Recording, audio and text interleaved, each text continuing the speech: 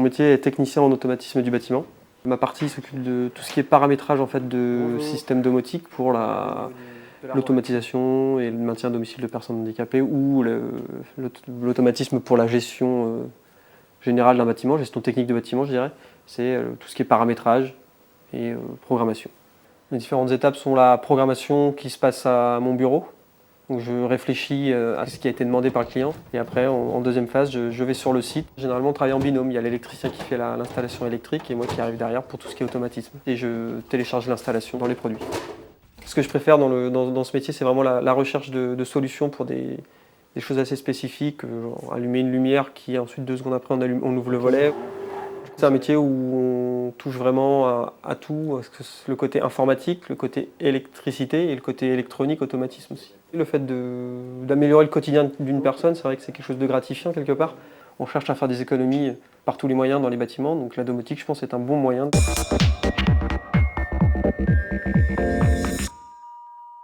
L'entreprise Marsolier Domotique donc, est créée depuis 1994.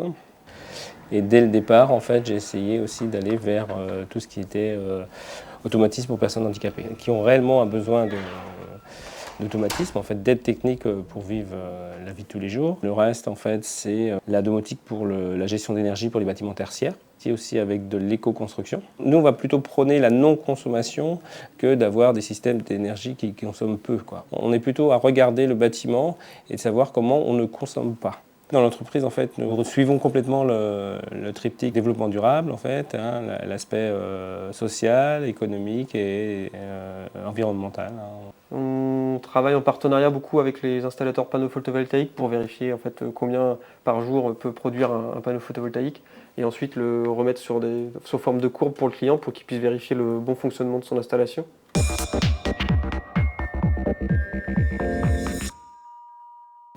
Alors, je sensibilise les stagiaires au développement durable d'une façon générale à l'économie d'énergie, donc que ce soit dans leur pratique quotidienne, mais aussi dans un rôle qui sera le leur et qui est important dans le conseil aux clients, à savoir préconiser les bonnes solutions techniques favorisant le développement durable.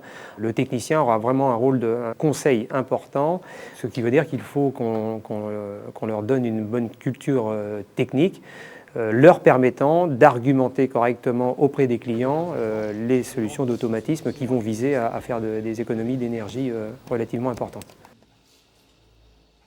Alors, autre compétence abordée dans le métier de technicien, c'est la production d'électricité photovoltaïque. Ce type d'installation, c'est ce que vous devrez préconiser demain à vos futurs clients.